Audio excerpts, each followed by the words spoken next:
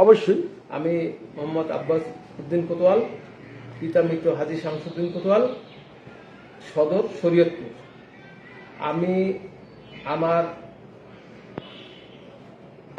সমস্যাজনিত কারণে আমি বাংলাদেশ স্পেশালিস্ট হাসপাতাল শ্যামলীতে 11/5/2026 তারিখে ডাক্তার জাবেদ রশিদ, যার রেজিস্ট্রেশন নাম্বার 19,000-এর উপরে, ওনাকে আমি ট্রিটমেন্টের জন্য ওনার কাছে যাই। যাওয়ার পরে উনি আমাকে পরীক্ষা নিরীক্ষার পরে কিছু ওষুধ দেয়। ওষুধ খাওয়ার পরে উনি আমাকে বলে, আপনি 6 সপ্তাহ পরে এই ইউরিক অ্যাসিডটা আমার একটু বেশি আছে, সেটা উনার ওখানে থাকার কথা 7 আছে, 7.8 থাকার কারণে আমি 6 সপ্তাহ ওষুধ খাই। ওষুধ খাওয়ার পরে উনি আমাকে বলে যে আপনি ইউরিক টেস্টটা 6 সপ্তাহ পরে করে আসবেন।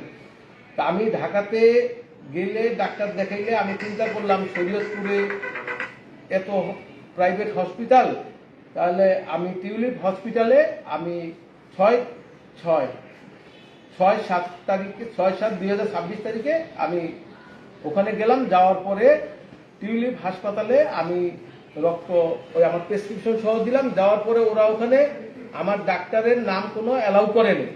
অ্যালাউ না করে ওরা সেলফ লেখা আমাকে দিল।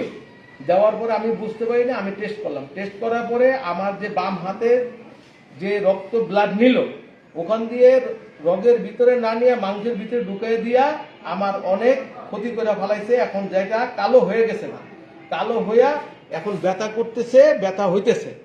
হওয়ার পরে এখন আমি পরে দেখি যে এটা তো আমার রিপোর্ট সঠিক নাও হইতে পারে। তা আমি পরের দিন 7 তারিখে এখানে পরে 7 তারিখে আবার গেলাম আমি চলে ইসের কাছে, ওই যে এখানে আবার টিউলিপে আমার পয়েন্ট আসলো হইল, রিপোর্টের পয়েন্ট আসলো 7.8।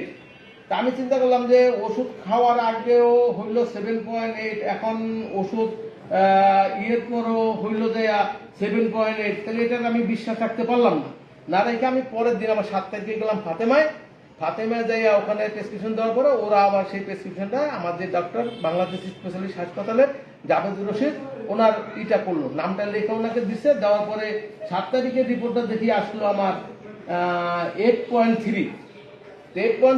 এই দুইটা করে আমি চলে গেলাম ঢাকাতে যাওয়ার পরে 8 তারিখে আমি বাংলাদেশ স্পেশালিস্ট হাসপাতালে যে ডাক্তার জাবেদ রশিদ ওনাকে দেখাইলাম। দেখানোর পরে উনি দুটা রিপোর্ট বললো, আপনার রিপোর্ট তো দুটা ভুয়া, এই দুটা আপনার কাজ হবে না, আপনি আবার নতুন করে রিপোর্ট করে আমাকে দেখান, তাইলে আপনাকে আমি দেখবো, নাইলে আপনাকে আমি দেখা যাচ্ছে না রিপোর্টে করে।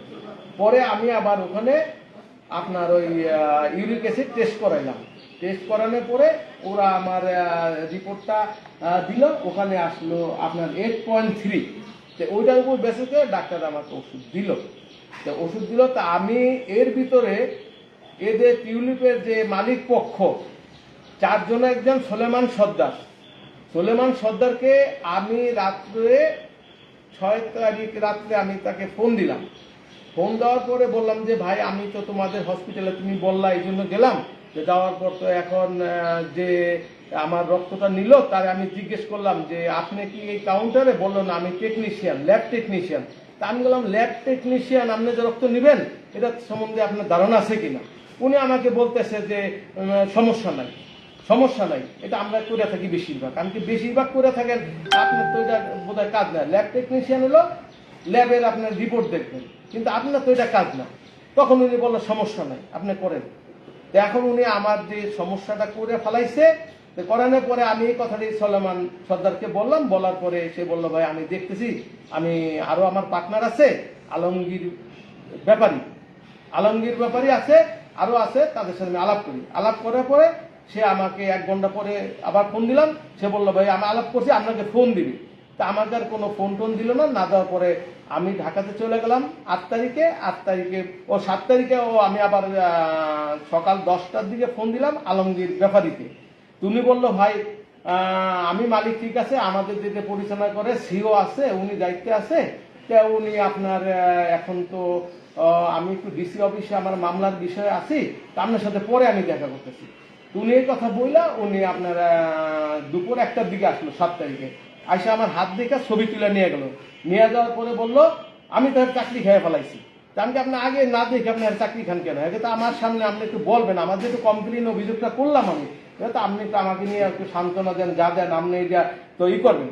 তো এখন এই যে অবস্থাটা, তো এখন এই অবস্থা পরে বলতেছে ঠিক আছে আমি বিষয়টা দেখতেছি বলে আমি 8 তারিখে ঢাকা চলে গেলাম।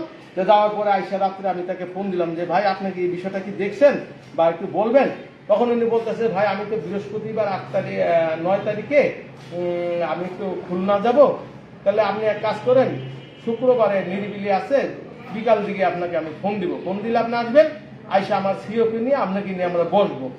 এই কথা বলার পরে এখন আর সে আমার সাথে যোগাযোগ করে নেই, যে না করার ফলে এখন আমার হাতের অবস্থা হতে দিন দিন খারাপের দিকে যাচ্ছে, কালো হয়ে যেতেছে গা যেখান থেকে ব্লাড নিছে। এখন এটা আমি সুস্থ স্বাস্থ্যমন্ত্রীর কাছে এবং শরীয়তপুর প্রশাসনের কাছে আমি এটা এখন সুষ্ঠু তদন্তের আপেক্ষে এটা বিচার চাই। এখন কেন আমার এই হাতের এবং এটা অনিশ্চয়তা দেখা দিছে যে এখন এটা আমার কি হবে আমি বলতে পারি না।